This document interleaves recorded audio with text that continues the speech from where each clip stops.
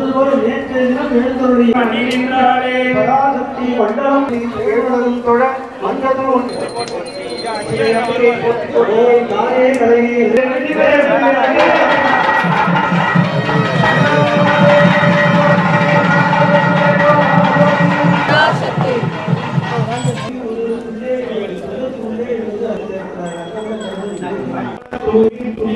துணியாரே விழுந்தவா வேண்டுகிறேன்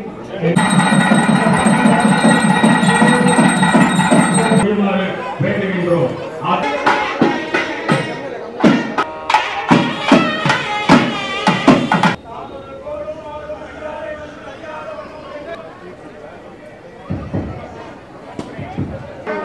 தர்மபுராவை தரிசிக்கின்றீர்கள்.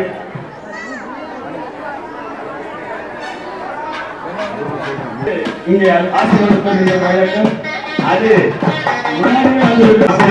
கண்கள் இதை நீங்கள் அறிந்திய உலகில் புதுமை நல்ல நல்ல அடியார் அதற்கு நிகழே எழுக எழுக அபிமானி பள்ளி எழுந்தருளாயே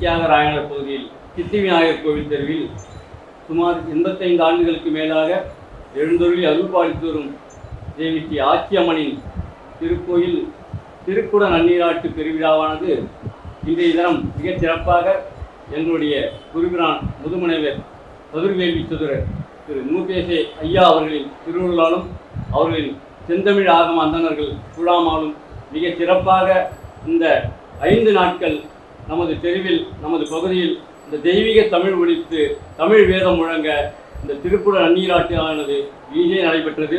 எங்களுடைய ஐயா அவர்களை பற்றி திருவாளர் திருச்சிரம்பி ஐயா அவர்கள் அவருடைய தமிழ் பணியையும் இத்தகைய தமிழ் திருக்குட நன்னீராட்டு விழா விவரங்களில் எடுத்துரைப்பார்கள். இங்கே இந்த தேவி ஆச்சியம்மன் கோயில் திருக்குட நன்னீராட்டிலே நமது முதுமுனைவர் மூப்பை சத்தியவேல் முருகனார் ஐயா அவர்கள் சிறந்த முறையிலே அந்த வழிபாட்டினை ஆற்றியிருக்கிறார்கள். அவர்கள் உலகம் போற்றும் ஒரு பெருமகனார், சைவத்திற்காக பணியாற்றிய பெருமகனாக இருக்கக்கூடிய வாரியார் சுவாமிகள் அவர்களுடைய மாப்பிள்ளை. தமிழகத்தில் மட்டுமல்லாமல் உலகம் எங்கிலும் 1768 குடமுழுக்குகளை குட நன்னீராட்டுகளை தமிழ் மந்திரங்கள் ஓதி அந்த நிறைவு செய்திருக்கிறார்கள், நிகழ்த்தியிருக்கிறார்கள். பல்வேறு வாழ்வியல் சடங்குகளையும் தமிழ் வழிபாட்டுக்குரிய அத்துணை செயல்பாடுகளையும் செய்து வருகின்ற ஒரு பெருமகனார். அதோடு மட்டுமல்லாமல் தமிழ் வழிபாட்டிற்காக இங்கே SRM பல்கலைக்கழகத்திலே இணைந்து கிட்டத்தட்ட 14 வருடங்களாக பட்டய கல்வி வழங்கி வரக்கூடிய அந்த பெருமகனார். அதோடு மட்டுமல்லாமல் உலகெங்கிலும் 7500 மாணவர்களை உருவாக்கி இருக்கிற தமிழ் மாணவர்களை உருவாக்கி இருக்கிறார்கள். அவர்கள் அனைவரும் தமிழ் மந்திரங்கள் ஓதி சடங்குகளை செய்யக்கூடிய அளவுக்கு தகுதி பெற்றவர்களாக ஆக்கியிருக்கக்கூடிய பெருமை நமது முதுமுனைவர் சத்தியவேல் முருகனார் ஐயா அவர்களே சாரும். அவர்கள் இந்த இடத்திலே வந்திருந்து இந்த குட நன்னீராட்டை ஆற்றி சிறப்பாக செய்திருக்கிறார்கள். அவர்கள் இந்த கோயில் பற்றியும் இந்த குடமுழுக்கு பற்றியும் சில சொற்களை ஆற்ற இருக்கிறார்கள். அவர்களுக்கு வழிவிட்டு அமைகின்றோம். உண்டு இல்லை என்றது உருச்செய்தி நின்றது, வந்தில்லை மன்றினில் மன்னி நிறைந்தது, கண்டிலர் காரணி தம்முடு மண்டலம் மூண்டுற மன்னி நின்றாளே, தேருமின் ஆட்சியின் திருவடி சேருரே என்று திருமந்திரம் கூறியாங்கு இங்கே ஒரு அற்புதமான திருக்குட நன்னீராட்டு விழா தென் தியாகை என்கின்ற பகுதியிலே, தென் தியாகைனா நிறைய பேருக்கு தெரியாது, தியாகராய நகர்னால் எல்லாருக்கும் தெரியும். ஆகவே தியாகராய நகரில் ஒரு பகுதியிலே அமர்ந்திருக்கிற அந்த பெருமாட்டி ஆச்சியம்மன், அந்த ஆச்சியம்மனுடைய திருக்குட நன்னீராட்டு விழா அருந்தமிழாலே நடைபெற்றிருக்கிற ஒரு பேர் நமக்கெல்லாம் வைத்தது.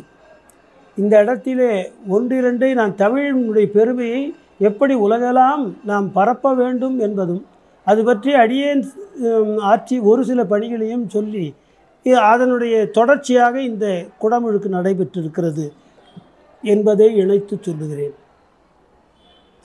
தமிழ் ஒன்றுதான் இறைவனிடம் சேர்க்கக்கூடியது என்று வள்ளலார் சொல்லுகிறார். சிவானுபூதியை பெறுவதற்கு தமிழ் ஒன்றே எளிது என்று அவருடைய வாக்கு சொல்லுகிறது. உலகிலே 7000க்கும் மேற்பட்ட மொழிகள் இருப்பதாக ஐநா சொல்லுகிறது. ஆனால் அந்த 7000க்கும் மேற்பட்ட மொழிகள் எந்த ஒரு மொழிக்கும் இதுவரையிலே சங்கம் கண்டதில்லை.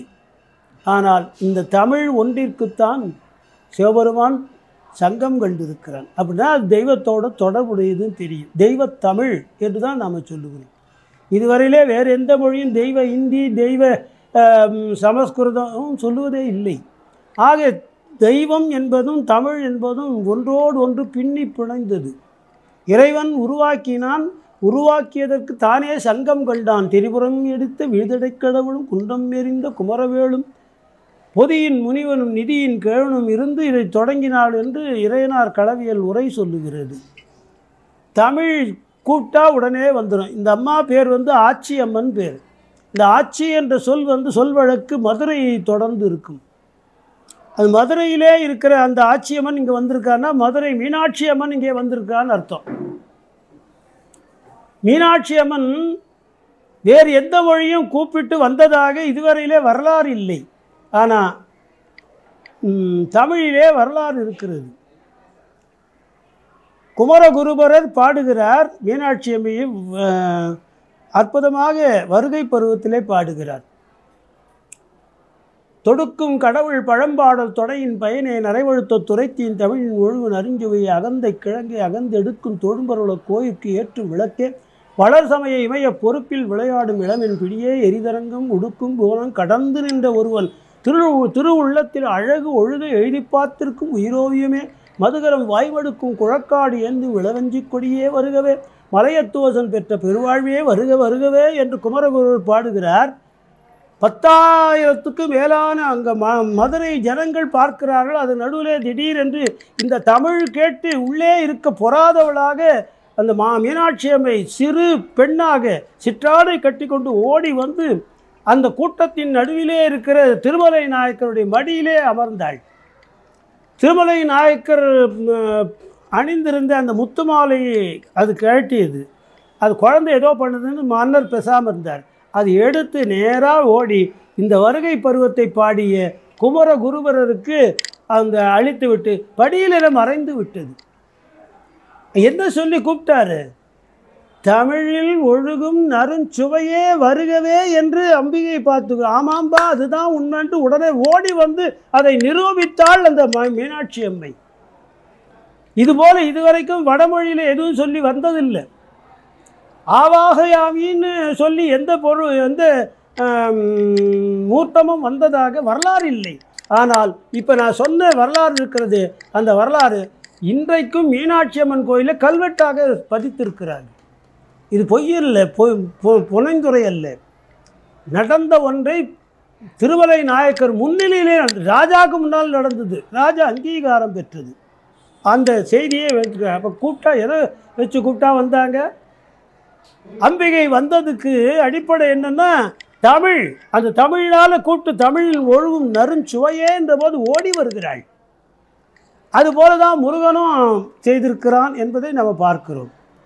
இது மாதிரி கண்ணாலம் கடிதம் எழுத வாராயல் தன்னாண்மை தீர்ப்பன் என்று ஔவையார் பாடுகிறார். உடனே ஓடி வந்து கல்யாண ஓலை எழுதி கொடுத்தாதான் விநாயகப் பெருமான். தமிழுக்கு இத்தனை வரலாறுகள் இருக்கின்றன, வடமொழிக்கு ஒரு வரலாறும் இல்லையே என்று வள்ளலார் சொல்லுகிறார். இதெல்லாம் சொன்னால் மிக நேரமாகும். ஆனால் தமிழ்நாட்டிலே இல்லாததுதான் மிகப்பெரிய குரங்கு. இது வேறு ஏதோ கோளாறினாலே தமிழை வேற்று புலத்தார் அங்கே வந்து புகுத்தி விட்டார்கள். புகுந்த ஒன்றை நாம் யாருக்கு எதிரிகள் அல்ல, புகுந்த ஒன்றை மாற்றி இது எங்களுடையது, அதை நாங்கள் வளர்க்கிறோம் என்று சொல்லி தமிழை வளர்ப்பதற்கு பலரும் பல காலமாக முயன்றார்கள். தமிழ் மாறிய காலம் இருக்கிறதே 13ஆம் நூற்றாண்டு தான். 13ஆம் நூற்றாண்டுக்கு அப்புறம் இது நாள் வரையிலே வந்து தமிழை மறைத்தார்கள். ஆனால் மீண்டும் ஒரு மறுமலர்ச்சி வர வேண்டும் என்று இறைவன் நினைத்தானோ என்னவோ, இன்று அதற்கு காலம் கனிந்திருக்கிறது.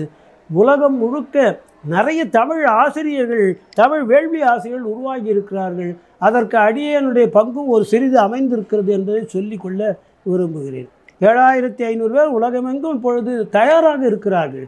அங்கங்கே நான் அங்கெல்லாம் வெளியே போக முடியலன்னா கூட அவங்களே இருந்து இந்த குடமுழுக்கையில் அங்கங்கே இருக்கணும்னு செய்கிறார்கள். சுவிட்சர்லாந்தில் பண்ணுறான், டென்மார்க்கில் பண்ணுறான், இங்கே ஸ்ரீலங்காவில் இப்போ அந்த பல்கலைக்கழகம் என்னை கூப்பிடுது, மாணவர்களை உருவாக்குங்கள், எங்கள் முறையில் நீங்கள் உருவாக்குங்கள் என்று பல்கலைக்கழகம் கூப்பிட்டுருக்கு. இப்படி பலவேறு நாடுகளும் இப்பொழுது தமிழ் நோக்கி பறந்தோடி வருகின்ற இந்த சூழல், அந்த சூழலிலே நமக்கு இல்லை நாங்களும் இப்படித்தான் என்று காட்டுகிறபடியாக இந்த தியாகராய நகரில் அற்புதமான இந்த ஆட்சியம்மன் அமர்ந்திருக்கிறாள். தமிழை வேண்டி கேட்டாள். தமிழ்நாளே இப்பொழுது அங்கே குடம் நன்னீராட்டு விழா நடைபெற்று சிறந்த முறையிலே மக்களெல்லாம் பக்தி பரவசத்தோடு நிற்கிற காட்சியை நாம் காண்கிறோம். ஆகவே இது ஒரு மிகப்பெரிய இயக்கம். இது வந்து ரொம்பவும் எந்த விதத்திலையும் வன்முறைகள் என்பது இல்லாமல் மென்முறையாக நன்முறையாக மக்கள் மனதை ஈர்த்து செய்கின்ற ஒரு பேர் இயக்கமாக அடியங்களெல்லாம் அதிலே முனைந்து நிற்கிறோம். அதற்கு பலவிதமான முகமைகளெல்லாம் ஏற்பாடு செய்து கொண்டிருக்கிறோம். எஸ்ஆர்எம் பல்கலைக்கழகத்தில் அந்த டிப்ளமா பயிற்சி படிப்பை நாங்கள் இப்பொழுது மேற்கொண்டு இருக்கிறோம். 13 ஆண்டுகள் நிறைவாயின. அதே மாதிரி வேறு பல்கலைக்கழகங்களும் இப்போது எங்களை நெருங்கி கொண்டிருக்கின்றன. ஆக உலகம் முழுக்க இப்பொழுது அந்த தமிழுக்கு ஆதரவான ஒரு நிலை வந்து கொண்டிருக்கிறது என்பதை மகிழ்ச்சியோடு நாம் இந்த வேளையிலே, இன்று காலையிலே அந்த பெருமாட்டி தமிழ் நீர் ஆட்டிக்கொண்ட அந்த வேளையிலே இந்த செய்திகள் எல்லாம் நமக்கு உற்சாகத்தை அளிக்கிறது என்று சொல்லி இந்த அளவிலே தமிழுடைய அற்புதமான இந்த ஆற்றலை உலகம் உணருமாக என்று சொல்லி நிறைவு செய்கிறேன்.